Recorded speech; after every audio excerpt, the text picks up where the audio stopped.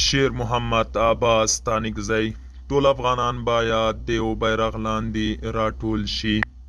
سلام، وخت مو بخیر. پام وکړئ د نن ورځې تازه خبر ته. د طالبانو حکومت د بهرنیو چارو وزارت سیاسي مرستیال عباس ستانکزی وایي په هیواد کې د پخواني شوروي او امریکا د څلورو لسیزو جګړو له امله د افغانستان ټول تاسیسات له منځه تللي او اوس دې ته اړتیا ده چې دغه تاسیسات بیا له سره جوړ شي.